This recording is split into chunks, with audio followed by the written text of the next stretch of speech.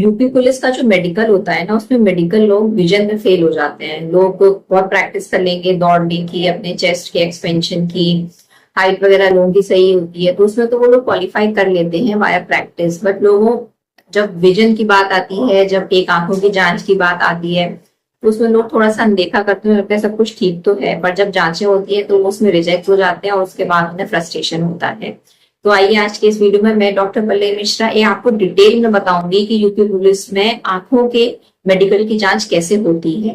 पूरी जानकारी के लिए मेरे इस वीडियो को अंत तक जरूर देखिएगा और अगर मेरे वीडियो आपको पसंद आता है तो मेरे चैनल को सब्सक्राइब करिएगा और मेरे इस वीडियो को बाकी लोगों के साथ में शेयर करिएगा। तो चलिए बिना समय गंवाए शुरू करते हैं आज का ये वीडियो। देखिए, ये जो मैं नियम पढ़ रही हूँ वो किस तरीके से जांच की जाती है, ये उत्तर प्रदेश का गजट है सरकारी, उत्तर प्रदेश पुलिस सेवा नियमावली है 2016 की। उसमें सबसे पहले तो कुछ थोड़ा सा जो स्टार्टिंग में लिखा हुआ है वो ये है कि जो भी इंसान यूपी पुलिस ज्वाइन कर रहा है उसे मानसिक और शारीरिक रूप से स्वस्थ होना चाहिए। Obviously that is very important. और कोई भी ऐसा शारीरिक दोष ना हो जिससे आप अपने कर्तव्यों का दक्षता पूर्वक पालन ना कर पाए। मतलब ऐसा तो नहीं कि सुनाई नहीं दे रहा है तो कहीं पर कोई चिल्ला रहा है, कोई आपको मदद के लिए बुला रहे हैं और आप सुन ही नहीं पा रहे हैं, आप देख ही नहीं पा रहे हैं, तो ऐसा कोई मानसिक या शारीरिक दोष नहीं होना चाहिए।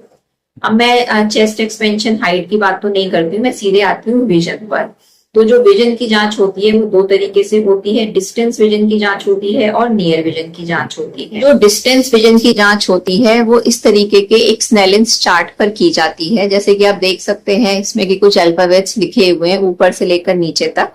तो डिस्टेंस विजन की जांच इस स्नेलिंस चार्ट पर की जाती है। और नियर विजन के लिए आपको पास से एक इस तरीके का एक चार्ट होता है छोटा सा, उसमें कुछ कुछ लिखा हुआ होता है, वो पढ़वाया जाता है। तो ये नियर विजन की जांच होती है। ये जांच की कैसे जाती है? जो डिस्टेंस विजन की जांच है, जो दूर की जांच है, वो आपको जो मैंने अभी चार्ट दिखाया था उससे 20 फीट दूर खड़ा कर दिया जाता है और बिना चश्मे के साथ में आपकी जांच की जाती है।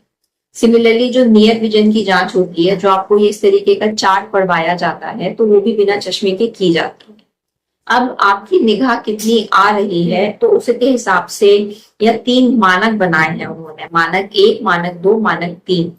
अब ये तीनों मानकों के हिसाब से आपको उस कैटेगरी में डाला जाएगा कि आप ये वाली मानक की कैटेगरी में फिट होते हैं और उसके हिसाब से आपको पोस्ट दी जाती है। मानक 1 के हिसाब से आपका दोनों आंखों में बिना चश्मे के विजन 6/6 होना चाहिए और जो नियर विजन है, जो पास का है, वो 0.6 होना चाहिए।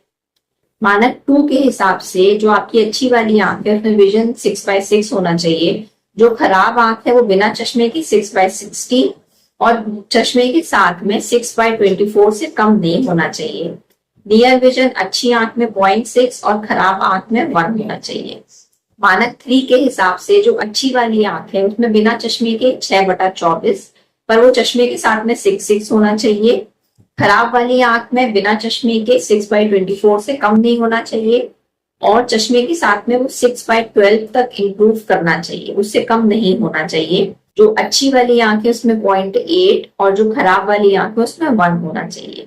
तो ये तो सिर्फ निगाह की बात हुई। लोगों को लगता है कि सिर्फ निगाह चेक कर लेंगे हमारी यूपी पुलिस निकल जाएगा, नहीं, फील्ड टेस्ट भी होता है। फील्ड टेस्ट आपका नॉर्मल होना चाहिए। फील्ड टेस्ट के लिए आपके सामने एक इंसान बैठेगा, वो आपको अपने सामने देखने को बोलेगा और पेरीफेरी से एक पेन लेकर आएगा। सामने देखते हुए जब आपको ये जो मैं पेन पेरीफेरी से ला रही हूँ, जब ये आपको दिखने लगेगा तब आप बता दोगे कि हाँ मुझे पेन दिखने लगा है। और इससे हम लोग एक फील्ड की जांच करते हैं और इसे हम लोग कन्फ्रंटेशन टेस्ट बोलते हैं। ये जो कुछ सब मैं बोल रही हूँ ये सब कुछ यूपी पुलिस की नियमावली में लिखा हुआ है। इसके अलावा आंखों में भेंगापन, स्क्विंट, स्ट्रैबिस्मस नहीं होना चाहिए। पलक की कोई भी बीमारी नहीं होनी चाहिए।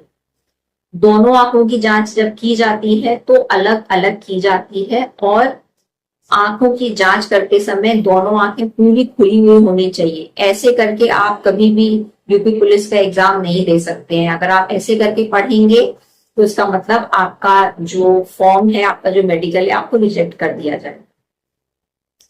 कलर ब्लाइंडनेस के बारे में बात करें तो यूपी पुलिस की नियमावली में ये लिखा हुआ है कि कलर ब्लाइंडनेस के बेसिस पर हम लोग रिजेक्ट तो नहीं करते हैं, बट आपके फॉर्म में ये चीज मेंशन कर दी जाती है कि ये इंसान कलर ब्लाइंड है। वो स्वीकार किया जाएगा या अस्वीकार किया जाएगा, वो आगे चल के डिसाइड होता है। ये वाला जो मैंने एक आपको फॉर्मेट दिया है, इस फॉर्मेट के बेसिस पर आपका जो विजन है, जो आपका चश्मे के साथ में दूर का और पास का, वो रिकॉर्ड किया जाता है। और अगर कोई भी इस वाली जांच में कोई भी आपको ऐसी सीवियर बीमारी पता चलती है, तो आपको फिर एक फर्दर एक आई डॉक्टर के पास में रेफर किया जाता है और डिटेल में जांचों के लिए। तो ये तो थी एक छोटी सी जानकारी कि यूपी पुलिस में आंखों की जांच में कैसे कैसे किया जाता है और क्या हमें ऐसा करना चाहिए कि हम उसमें रिजेक्ट ना हो। तो उम्मीद है मेरी ये जानकारी आपको पसंद आई होगी। इसके रिगार्डिंग अगर कुछ क्वेरी है तो आप मुझे नीचे कमेंट बॉक्स में मैसेज कर सकते हैं। मिलते हैं किसी और वीडियो में, तब तक के लिए अपना ध्यान रखिए, अपनी आंखों का ध्यान रखिए। जय हिंद।